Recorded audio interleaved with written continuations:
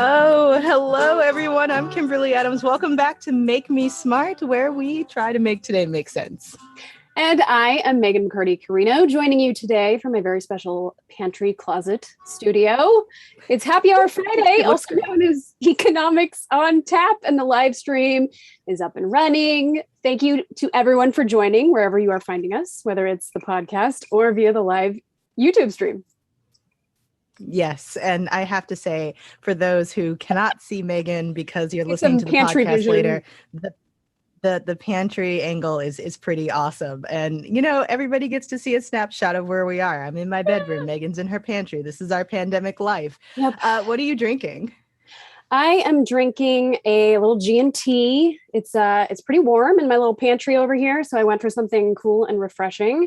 It's with some gin from a local distillery, LA distillery. It's called Mulholland Gin, very delicate gin. I'm drinking with elderflower tonic. What about you? That's pretty fancy. Gin is the devil. I'm drinking Cabernet. Gin is definitely it's on my top of the list. Wow. Gin is the devil. Okay. I know where we stand. Gin is the devil. All right. Let's see what everybody else is drinking. Brett has a bourbon and Diet Coke. Matthew Carroll from St. Louis, I saw earlier, has carbonated water and contact high IPA. Let's see. Oh, a mailbox cocktail from Kay Gilbert, which is equal parts bourbon, ginger beer over ice with lots of fresh lime. I appreciate it. And yes, I see the comments on the full glass because it's Friday. Fill her up. Oh my goodness. Lots of bourbon and a White Russian. Haven't heard anybody drinking that for a while. I love it. Dude. I hope everyone is having a good Friday. I see Bacardi on the rocks in Discord. I hope everybody is having a nice, relaxing Friday, able to wind down, whether it's the end of your week or midway through your week if you're working on the weekend. So, yeah, you know, we made it. It's still happy hour, no matter what. Yes, are you going to start us off today with the news? Going to do the news today first? Yeah, I mean, I've got a quick hit and then one that is pretty related to what you've got. So I will just acknowledge the fact that the National Oceanic and Atmospheric Administration, aka NOAA, who has recently issued a thunderstorm warning here in DC, where I am right now, also sent out a notice today that it's official. July was Earth's hottest month on record. So it's not just climate change, it's global warming, and we're all dealing with the consequences. Shout out to everybody in Oregon and the Northwest dealing with yet another heat wave. And I saw a story today that here in DC we have this hiking trail called the Billy Goat Trail, which I overestimated my abilities one day and went ahead and hiked it, but it was a lot for me. But apparently they're telling people it's too hot to hike it because they keep having to rescue people from this trail for heat exhaustion. Oh, wow. So, yes, hottest month on record. And and this is at and not like just 1% not just in your or pantry. 1 degree. I know. My pantry, I'm going to say, is it's like 10 degrees over normal in the pantry, but the IPCC report, right? It's like we're not even at 1.5 degrees Celsius yet. We're like, this is the type of warming we're having at the baby step up. Yeah. But it's gonna get worse. Yeah. Speaking of getting worse, on to COVID. Yeah. You know, I have to say there's a reason that Ed Young at The Atlantic won a Pulitzer. Such a good writer, such amazing work writing about the pandemic. Yeah. And he has yet another amazing piece out called How the Pandemic Now Ends. Basically looking at, given the Delta variant and everything we know now, what the next stages of the pandemic are going to look like, how we can prepare for it, what the optimistic outlook is, what's realistic. And just heading into the weekend, I've started feeling some kind of way when friends are inviting me to parties and want to hang out. And I'm just like, I don't know. And it was a very nice piece to read, to just really feel like I had a wide ranging assessment of where we are. Yeah. And that, it made me really smart. And I was very grateful for that. So that's one thing. And then I also noticed this CNBC piece that talked about sort of the divide that is deepening in this country between the vaccinated and the unvaccinated, and what those two groups can and cannot do, and that it's really causing some schisms, some additional societal divide, because it was, like, okay, if you choose not to get vaccinated, you're just harming yourself. But now we have information that you're harming everyone, and people are making really tough decisions. I mean, I know somebody who just stopped working with their hairdresser who they'd been going to for like 20 years because she doesn't want to get vaccinated. And people are going to start not being able to travel or go on certain vacations or to go on restaurants. Go in restaurants, and, it's a lot. So those are my two, and I think that segues pretty quickly yours. Well, I really just wanted to second that Ed Yong piece. If you have not checked it out, anything Ed Yong writes is like right in that making you smart kind of vibe there. And I think it really... I'm sorry, I have to interrupt because Adam in the YouTube chat points out it's Friday the 13th. I didn't even notice. Why did you have to point that out? I had blocked it from my mind, and now it's right there. Now I'm just like, okay, why don't I just mess up everything? Thanks so much, Adam. It was Adam. Sorry. Okay, back on track. I don't have the sword of Damocles hanging over me right now. Just think straight. I feel like we're in this phase of the pandemic now. Probably we should have anticipated a little bit more, but it's almost like the very beginning of the pandemic again. It's like April, May 2020, where we're sorting out how to navigate risk. And we're in this new landscape where we're just not totally sure how to navigate risk. And as in that Ed Yong piece, we're hopefully going to get to a point of endemicity where the pandemic does end by becoming endemic. And it's no longer like this front and center thing in our lives. It's just kind of one of the other background things happening in our human condition, which is full of worries and risks and anxieties, but it's just one of many instead of the main one. But right now it is very much still the main one, which leads me to, I wanted to bring back up something we talked about last week, because I feel like the discourse is changing pretty fast around it. And that is the idea of booster shots. Today, the committee that advises the CDC approved booster shots for immunocompromised, or recommended that the CDC recommend booster shots for the immunocompromised. And, I just think this is a first step in kind of like this discourse, moving this discourse forward of kind of what's the next thing. Booster shots are on the horizon.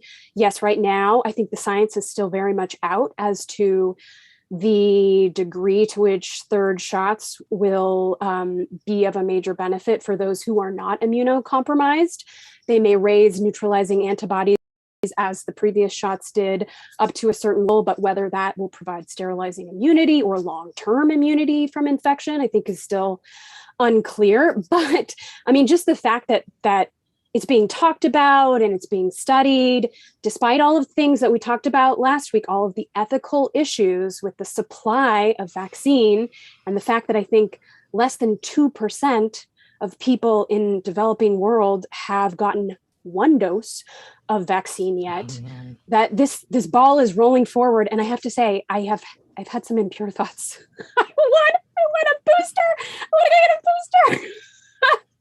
I am not going to, cross the ethical line, but apparently, according to the CDC, they estimate that 1 million people have already gone and sort of gotten under the table booster shots at this point. I was reading, some doctors on Twitter. One said his patient told him that he went and got 2 additional doses, which, okay, people, put the brakes on here. We need a little bit more information. Yeah. I understand that some of the inequities are already sort of baked into the system, unfortunately. You know, the US has a really big supply of these vaccines. The Biden administration has already bought 200 million additional doses for children, which I think there are about 50 million children who haven't been vaccinated. And so that is almost like the supply that we would need to do third booster shots. And we're seeing obviously Israel. We're seeing some data from there that preliminary data seems to show the vaccine effectiveness going up in the age group that got the third booster shot. But again, really want to stress that the science is not settled here on whether, a temporary boost in neutralizing antibodies from a third shot is really going to be the thing that, that gets us to the next. Megan O'Hare in the YouTube chat says, something about that she just read that 1 million vaccines have expired in the States. We need to do something with all the extra. Right. And I hadn't thought about like that. Yeah. Is this something that should be done with the vaccines that are about to expire? But at the same time, I really get caught up in the ethics about, absolutely, our supply in the developing world. But if I can end this on an up note from that Ed Yong piece, there's one quote in there that I'll read this one paragraph.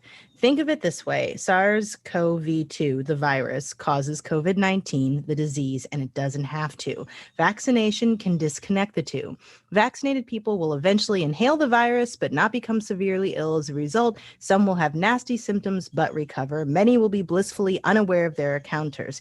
And then here's the quote from one of the scientists that he talked to.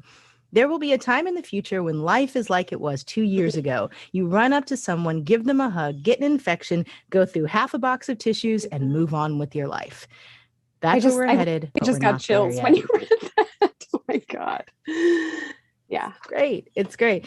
Can't recommend the piece enough. But in the meantime, let's play a game. All right. This is half full, half empty, and I'm about almost to half. I'm actually still more than half full. Look at you. This is where we give you our predictions on various topics, and Drew Jostad is here. What have you got for us, Drew? Are you half full or half empty on the Field of Dreams game? Oh. Half full. It's gimmicky, but I kind of love it. Yeah. I mean, I don't know that much about it other than that it exists. And I'm going to say half full because it's a nice, heartwarming thing. Sorry, there's a boat outside. Oh, I thought that was like a sound effect Drew was dropping in there. I thought that was like, I thought we were going like morning radio here. No, it's like bad answer, Megan. No. And everyone points out that I mispronounced Ed Yong's name. Ed Yong, not Ed Young. Sorry. Who is British? I think... Oh. The boat has ideas about our discourse. On that note, yes, the Field of Dreams game, they basically recreated the scene from the movie just for fun. I think Stephanie Hughes, if I'm not mistaken, our colleague, did a story on that. And, it's a way to sort of drum up some interest, and a lot of people have stopped going to games. And so it's, it's just a nice, fun thing. I kind of love it. I'm half full. Why would someone be half empty and I wonder on what that? other... Why would someone be half empty on that? I don't know why. I mean, because it's gimmicky, maybe. But I also wonder, like, what other fictional games do we need to see recreated just for our own entertainment? That's a good one. I Drew, think that's a call out. No. No. Okay. I don't know. Like I don't know. The whole point was they had the cornfield and everything, right? Right. That it was like, yeah, that's true. If you true. build it, they will come. And Kevin Costner was there. Oh, was he? Yeah. All right. Okay.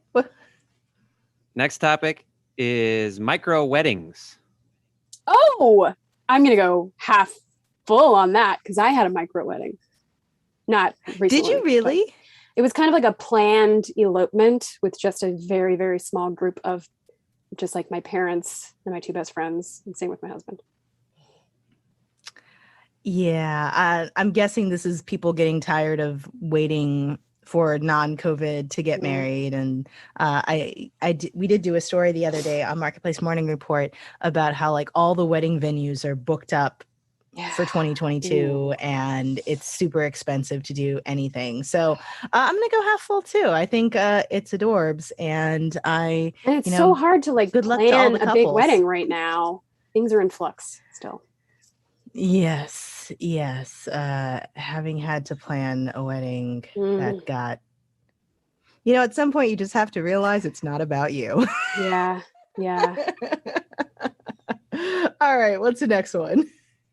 Next topic is universal pre-K. Half full. Definitely all the way half full. full. All the way full. Yes. Universal pre-K. Is there a particular story? All I have is that the Senate Democrats' $3.5 trillion spending proposal includes an expansion of federally funded universal pre-kindergarten. So this is part of the kind of infrastructure of care package, which is maybe not in with the infrastructure bill that is already decided on. I think this is kind of further down the road. This is in the budget resolution, the thing that they could potentially pass in the Senate without any Republican support. And there's this big sort of negotiation happening over whether, some of the progressive Democrats are going to hold up the infrastructure bill while they force a vote on the budget reconciliation. Gotcha. And that's going to be playing out over the next couple weeks. So, maybe it'll end up in there or not, but there's outlook half full. I'm going to go half full. There's a ton of research showing that it makes a huge difference for people. And one of the main things sort of holding up our recovery right now is a lack of childcare for many parents, especially 100%. Low wage workers. Oh, you're the workplace culture reporter. You talk about it. Yeah, no, I mean, still there's this kind of so many childcare centers closed down during the pandemic and have not reopened. There are massive issues with back to school. And if you saw, schools in Mississippi are already closing down, like hundreds of kids are quarantined already. The issue of childcare has not gone anywhere. And if anything, it's almost gotten worse right now. We have some comments in the YouTube chat about who pays for universal pre-K. Stuff isn't free, hence it's in legislation with money attached to it. And also Gene Hobbs points out, what about all the small businesses that currently provide preschool? It's mostly women. Yeah, those are all things that would have to be included in some sort of package. How do you fold those folks into it? Is it a voucher thing? I don't know. And I would be very interested to find out, because there is a lot of data showing that it helps kids a lot, and low income families in particular. Yeah. What's the next one? Well, I think we got an idea of how Megan feels about this already, but are you half full or half empty on Friday the 13th? I mean, I don't want to be superstitious, but I did have a little bit of trepidation about the show because of that. As the thunder but in rolls terms in the of the here. Jodie Foster movie, I'm going to go half full. What? Like the old Disney movie. Isn't it an old Jodie Foster movie? Right. I'm half full. I kind of like stuff like that. I used to have a black cat, and he was wonderful. And I was that kid who would purposefully walk underneath ladders and step on cracks and open umbrellas and doors just to be ornery. So I know, right? Half full. All right. That was 8 for 8 half fulls today. So how many full? I know. That's like we have a positive outlook on life. Look at us. Wow. Yeah. All right. Okay. I'm here. I'm here for it. Absolutely. Man, that just flew by. Thanks, Not bad. Drew. Yeah. Yeah, you're welcome.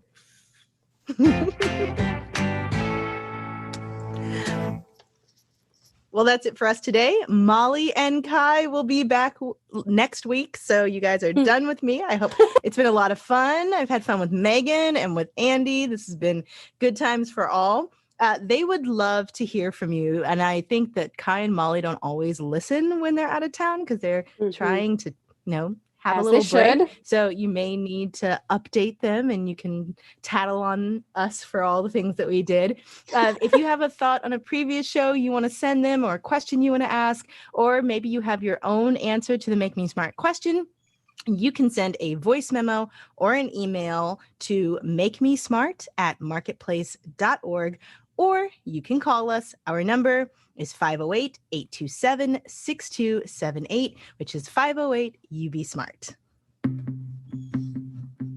Whew, I am getting there's sweat dripping down my back at this point. Same here. It's really hot. All right, Make Me Smart is produced by Marissa Cabrera.